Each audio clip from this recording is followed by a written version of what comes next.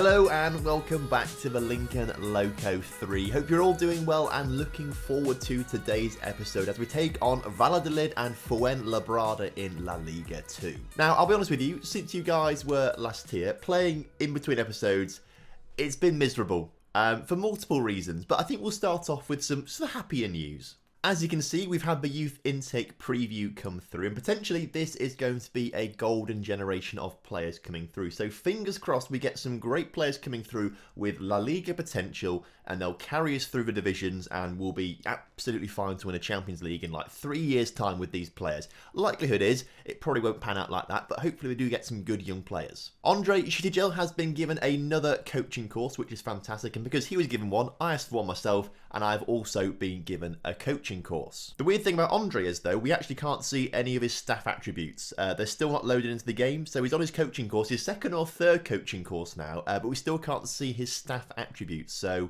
we'll wait and see what happens with that one. We've also been given a little bit more wage budget as well. As you can see, the wage budget is now £33,384 as opposed to the £31,400 that we had. This is because we could change our season expectations and change it from attempt to avoid relegation to actually avoid relegation. Any higher made no difference to the wage budget. So avoid relegation is what we changed it to. We get a little bit more in the way of wages. And actually, as you can see as well, the current bank balance is minus £682,000, but much better than the minus £1.2 million that it was, minus £1.4 million that it was around here. So luckily for us, we have started to garner some income and we're getting out of the hole. Projection wise does suggest we're not going to be out the hole for another 2-3 seasons, but I think, you know, with some careful management, with some sensible contracts and selling one or two players, we'll be out of it by next season, hopefully. On to the bad news though. I tell you what, in between episodes, it's been a real stinker. You were last here for the win against Barcelona and then that 2-0 loss to Almeria. Since then,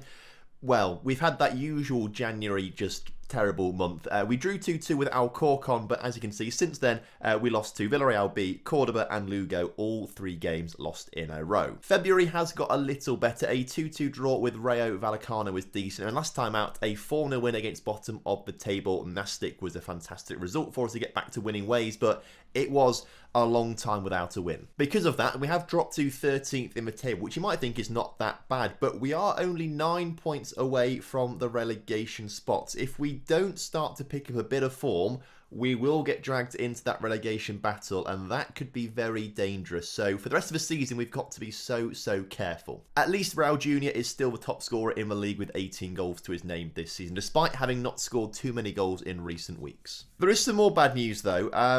One of those is that contracts, I've been trying to offer contracts to Raul Jr., who has signed a new contract, and Juan Diaz. They're the 2 players that I want to keep at the club. Juan Diaz keeps rejecting contracts and now won't talk to us about new contracts, and other clubs have decided that they are going to capitalise on that. As you can see, Rayo Vallecano offering him a contract to the point where he is now signed for Rayo Vallecano for next season. Which isn't much fun, I must say. So Juan Diaz, we're losing him on a free transfer, and it's annoying because I think he probably has the most potential in the squad. Because of that, we've had to reject a £2 million bid from Levante for Raul Zubillaga because we need him to play right wing now because he's the best right winger we've got after Juan Diaz. In fact, he's probably better than Juan Diaz right now, but we just prefer Diaz because of that potential. So Raul Zubillaga probably would have gone for about £2 million because we need the money, really, for contracts, etc., etc. If we didn't let go of Diaz, or Diaz didn't reject us, I should say, then Raul Zubillaga probably would have gone. Anyway, because I am quite petty and I'm cross with Juan Diaz for not letting me offer him a contract. Obviously, he rejected us twice, which was rather annoying. But the third time, he just said, no, don't want to talk about contracts to you. And because of that, I've decided to drop him for the rest of the season. He'll be on the bench, but I don't expect to see him much at all for the rest of the season. So Raul Zubillaga will take his place on right wing. What I will say, actually, about this formation, yes, we haven't done particularly well in the past 10 games or so, but we still haven't conceded more than 2 goals in a game. At every game this season, at most, it's 2 goals. We've not conceded 3 or 4 or anything more like that. So this formation still, its primary purpose is to limit the amount of scoring chances that other teams have against us, and it is working. It's just that our strikers and wingers aren't scoring goals at the moment to actually win games for us. So there is actually still quite a lot to be happy with. In terms, defensive quality, we are quite good. but we just have been unlucky scoring goals recently. So I don't think it's too much to worry about the poor form we've been in, and there's no real need to change formation or the players just yet, I don't think. Either way, this is the lineup for today's game against Real Valladolid, who sits second in the table right now. Dekene starts in goal with a backline of Gotti, Shitigel, Cesar Cahinde and Dio Garcia. Scott Marshall and Cipollina start in that midfield duo with Timo Wolf, Zubalaga and Raul Jr. leading the line. So, kickoff is upon us here today. This is going to be a tough game. Real Valladolid obviously looking for promotion this season. Right now, we're just looking to survive at the moment. I think we probably will end up losing this game. Obviously, we won 4-0 last time out off camera, but that was against bottom of the table who've won, I think, 1 or 2 games this season. They've been just terrible. So we were expected to win that game. All the other games, obviously, we haven't picked up a win in. And I don't think this is anything different. I think we will probably succumb to the might of Valladolid and get slowly dragged more and more towards that relegation battle. As I think Scott Marshall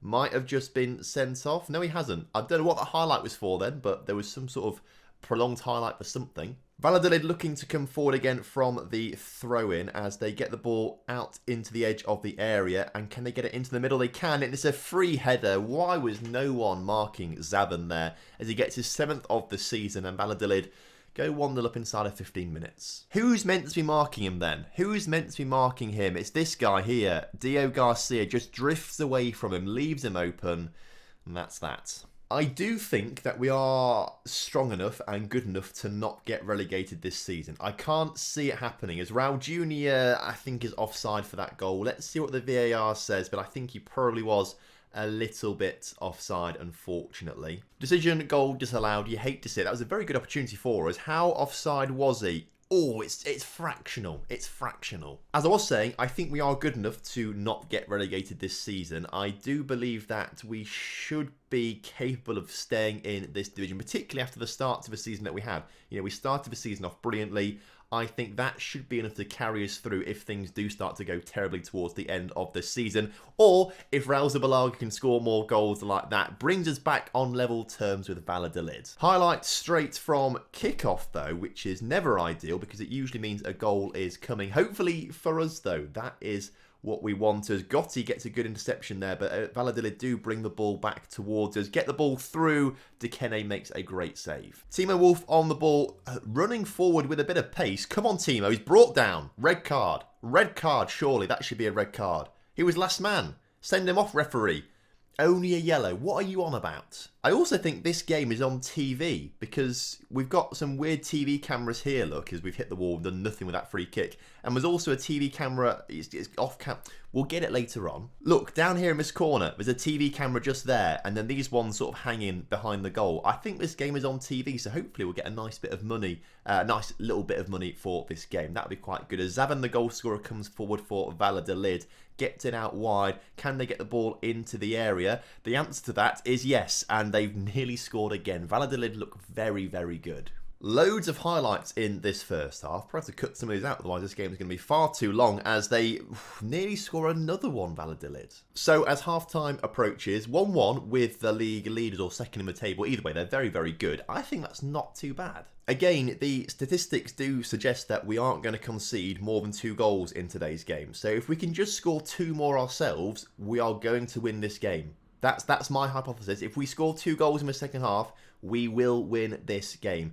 As Valladolid look to come forward again, they keep pushing it forward. We keep clearing it, but only as far as Valladolid players. And that's a good ball forward, and it's nearly a second goal for them. In fact, if we score 1 more goal in this game, we are guaranteed at least 1 point. That's what I'm going to say. If we just score 1 more, we are guaranteed at least 1 more point because we just don't concede more than 2 goals in a game. So Cahinde on the ball. Let's get this second goal then as Dio Garcia into Raul Zubalaga. Comes down the right-hand side of the pitch. Still holds on to possession nicely. Can he get the cross in the middle? He can't, unfortunately.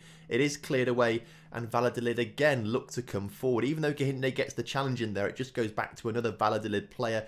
It's a little bit annoying, this camera angle on this particular pitch. It's a very wide pitch, so the camera angle doesn't actually get the touch line down here. Need to make some changes, I think, out there with 25 minutes or so to go. Scott Marshall not having the best of games out there. In fact, neither him or Cipollina are. So we'll bring on Tomic and we'll bring on Zabala. Can they swap over? Yeah, they'll swap over and prefer those roles slightly better. Another free kick and a chance for Valladolid. I think we've done fantastically well to hold them at bay. They've had some really good chances today.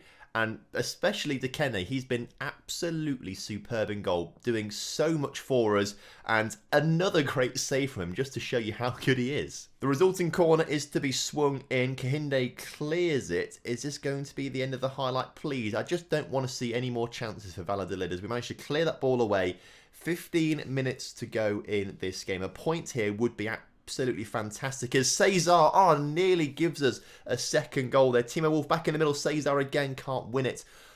Both teams really looking to win this game. A corner for Valladolid now cleared. Now Timo Wolf, do something clever with it. That was quite clever. Zubalaga, even more clever. I'm struggling for words because I'm clearly not very clever as we lose possession. Is that going to be the highlight? No, Diego Garcia does collect the ball. It's just off screen because the camera angle is not ideal for this size of pitch. Come on, boys. Let's get the ball back. Let's push forward with it. Let's get a goal out of this. Shitigel, Zabala into Zubalaga. Come on, get yourself forward in the area. Shoot again. He drags it just wide. This game is winnable. It is a really winnable game as Zubalaga, I can't get his noggin on it unfortunately, and here it comes. I can feel it coming now.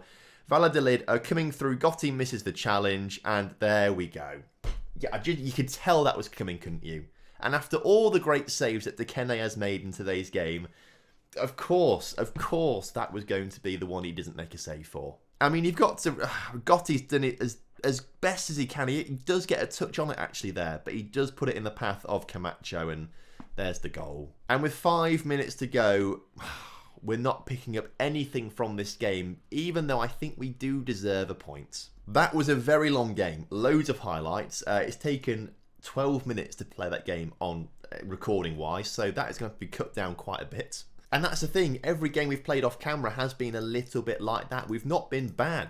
We've just been unlucky maybe, but it's just not been much fun to play. Well, I guess it's not unlucky, is it, really? It's not unlucky because we have consistently lost and drawn games. And that's not just being unlucky, that is being consistently not good enough. But when you do get those games and you do play them, you just do feel unlucky. If we play like that, though, against Fuenlabrada, we should be picking up at least a point, I would say. But we are losing players. A few players picking up injuries. Zabala's out with 1 to 2 days. Kahinde's ill for 3 to 7 days with food poisoning. And Christian Albert, who we don't really play too much, out for 1 to 3 days. So we might miss a couple players for this next game, which obviously is not ideal. So heading into the game, Kahinde actually still has his food poisoning there, but actually should be okay to play in today's game, which is fine. Raul Zubalaga looking a little tired, but I refuse to bring Juan Diaz on, so he's got to play, unfortunately. In fact, I don't really want to change Valanop at all. I think for the most part they played really well last game, so let's leave it as it is. So kickoff is upon us once again. Hopefully we have a bit more luck in this game and we turn our fortunes around and pick up the 3 points today, as Raul Jr. can't get on the end of the clearance, but Fuenlabrada looking to bring the ball back forward. It's a good ball. Kahinde with a great interception though. That was fantastic